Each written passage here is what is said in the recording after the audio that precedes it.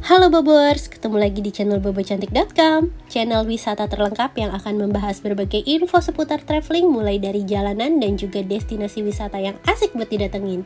Jadi jangan lupa klik dulu tombol subscribe-nya, follow akun Instagram dan juga Facebook Bobo Cantik.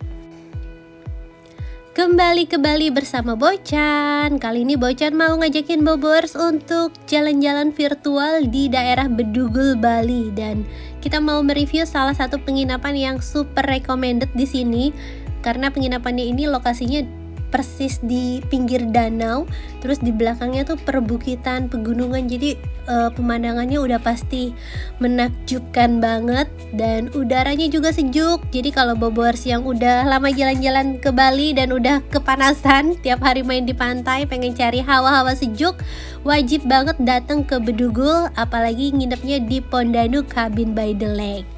Dan untuk ke Bedugul sendiri, lokasinya ini tuh sekitar 2 jam dari Bandara Bobors. Jadi ya lumayan panjang perjalanannya, tapi super worth it karena setelah sampai Bobors akan takjub sama pemandangan yang ada di Bedugul ini. Di sini kita bisa lihat hamparan perbukitan, terus juga ada Danau Beratan yang cantik itu. Boleh banget juga main ke Pura Ulundanu. Jadi wilayah Bedugul ini tuh ibaratnya kayak puncaknya buat orang Jakarta atau Bandungnya buat orang Jakarta, karena di sini hawanya sejuk banget, terus pemandangannya, pegunungannya bagus, dan bonusnya di sini tuh ada Danau Beratan yang super indah. Ini kita udah bisa lihat Danau Beratannya. Bentar lagi kita lewatin Pura Ulundanu, dan lokasi Pondanu Cabin by the Lake ini nggak jauh dari Pura Ulundanu Beratan Bobors. Tuh ada papan petunjuknya. Terus sekarang kita udah sampai di Pondanu. Ini bisa dibilang penginapan baru ya Bobors, karena pas road trip tahun 2019 kemarin tuh belum ada nih, dan Bocan tuh nginepnya di Villa Puri Candi Kuning, tapi Villa Puri Candi Kuningnya itu udah tutup sekarang. Dan beruntung ada penginapan baru yang namanya Pondanu Cabin by the Lake ini, karena rate-nya tuh lebih murah, tapi pemandangannya bener-bener bisa nikmatin danaunya, karena lokasinya tuh yang emang beneran di pinggir danau. Di sekitar Bedugul ini emang ada beberapa hotel dan penginapan, tapi kalau untuk yang lokasinya di pinggir danau tuh nggak terlalu banyak. Dan menurut Bocan, Pondanu ini salah satu penginapan terbaik karena emang lokasinya pas banget di tepi danaunya. Dan tadi Bocan udah check-in, sekarang kita langsung menuju ke area kabinnya. Kabinnya ini mirip rumah panggung gitu Bobors, jadi ada jembatannya, dan harus hati-hati sih kalau Bobors bawa anak-anak karena pinggir jembatannya tuh masih ada celah. Dan ini adalah tipe kamar deluxe twin, rate-nya 850 ribuan per malam. Ini harga pas bulan Juni ya Bobors, harga promo. Kalau untuk sekarang kemungkinan ada naik, ya wajar aja karena Bali udah kembali ramai. Semoga sih kembali ramai lagi ya, biar pariwisatanya bisa bangkit. Dan untuk harga 800 ribu sekian, fasilitas di dalam kamarnya nih udah lengkap banget. Terus ada teko listrik, ada air mineral, ada minibar, dan di ranjangnya tuh ada penghangatnya Bobors. Dan di atasnya ini ada sky roof. Jadi kalau malam Bobors mau lihat bulan, tinggal buka aja tuh atapnya digeser. Nah ini sky roofnya. Terus kita beralih ke area kamar mandi. Kamar mandinya di sini ada lemari, tapi lemarinya nggak ada pintu, cuma ada ordeng. Walaupun nggak ada pintunya, ini lampunya tetap otomatis ya. Kalau di hotel kan biasanya dia sensor buka tutup pintu tuh. Kalau ini dari gerakan kita jalan nih. Di dalam lemarinya ada gantungan, ada safe deposit box juga, sama ada sendal swallow.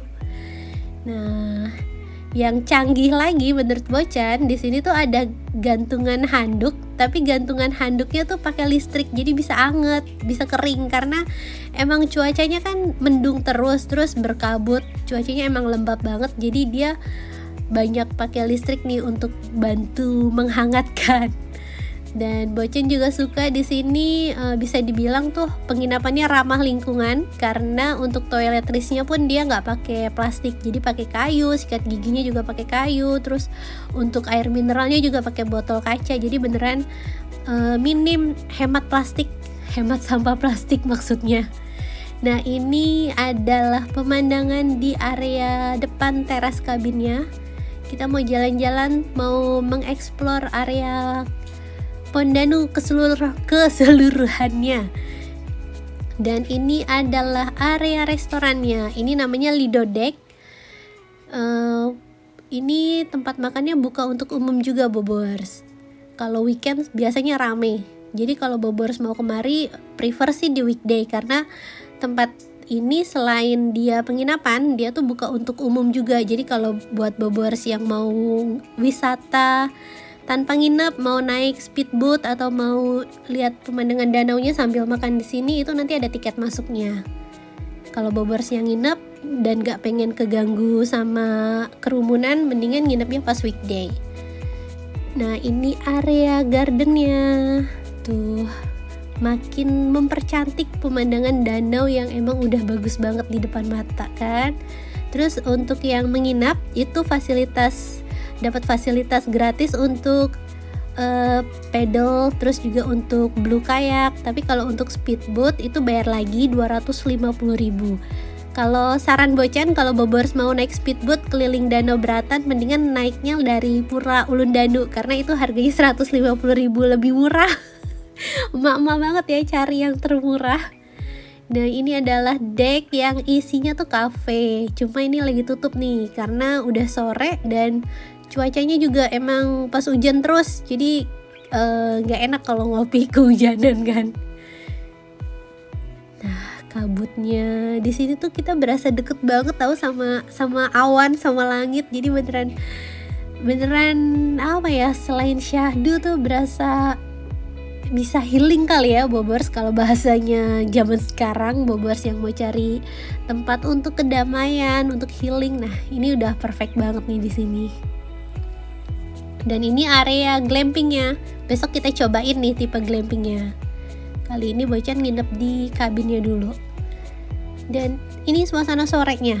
Jadi ada lampu, tapi lampunya tuh warna-warni gitu. Jadi makin mempercantik suasana yang emang udah syahdu banget di sini kan.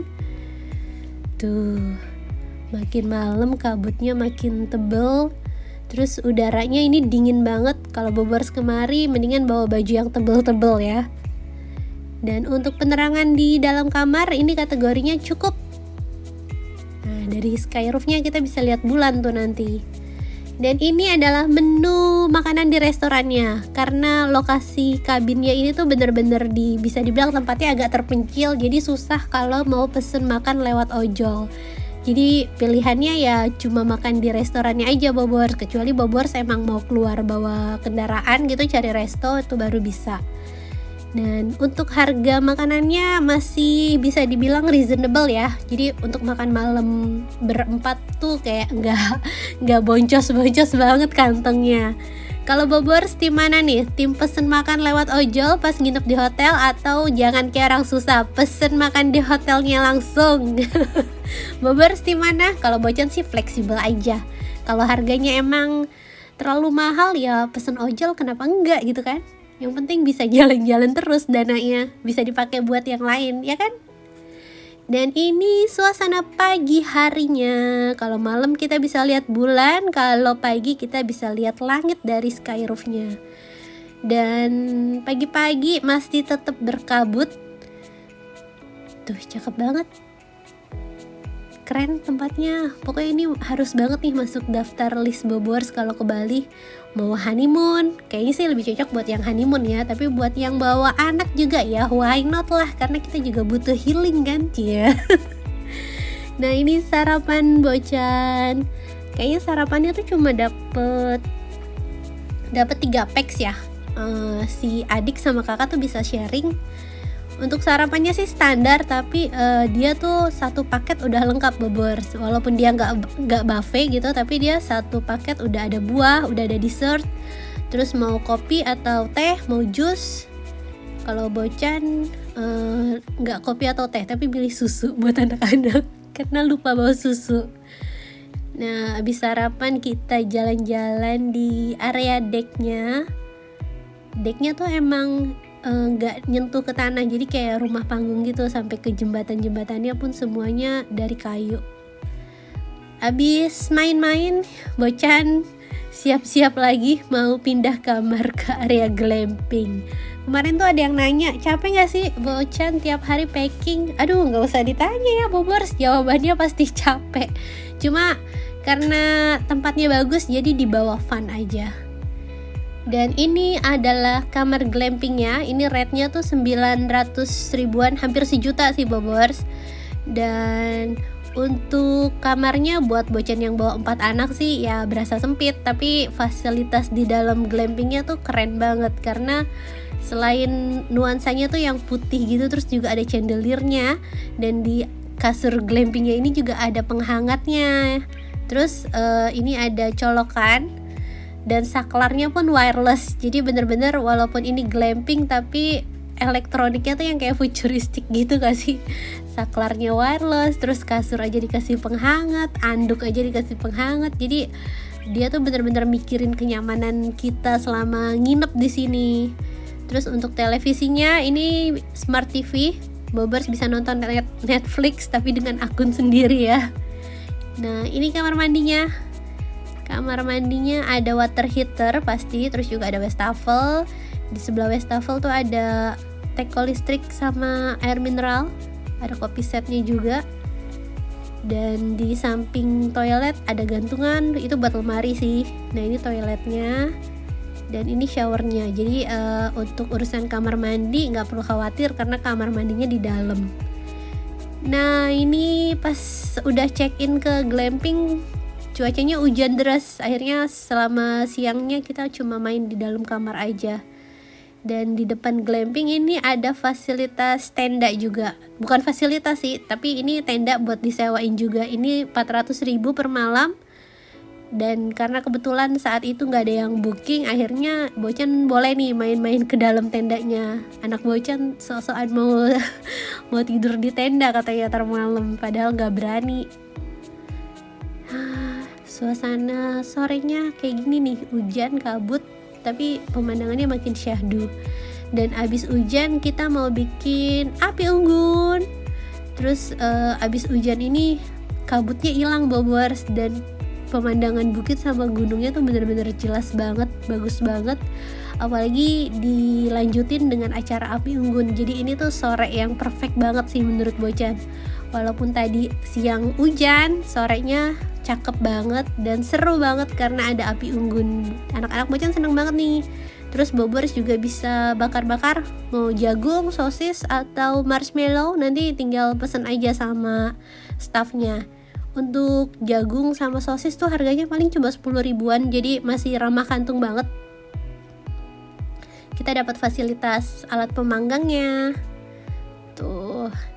Dan malam ini Bocan pesen makannya di nasi tempong Indra yang di dekat Pura Ulundanu itu loh. Karena itu kan emang nasi tempong yang nagih banget ya. Akhirnya suami malam-malam keluar buat beli nasi tempong itu.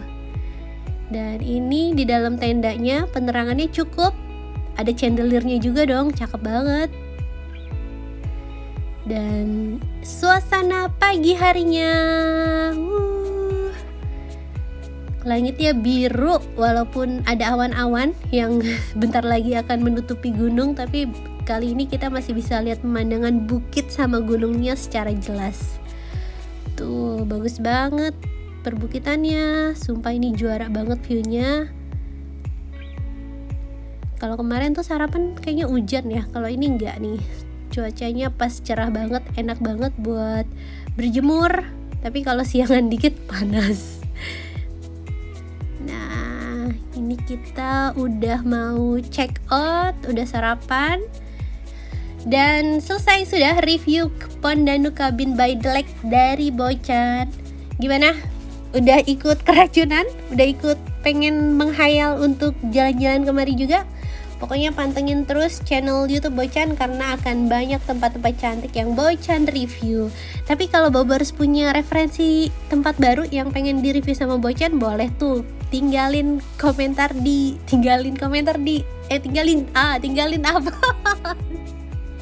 tinggalin jejak di kolom komentar. Astaga. Terima kasih Bobers sudah nonton. Dadah.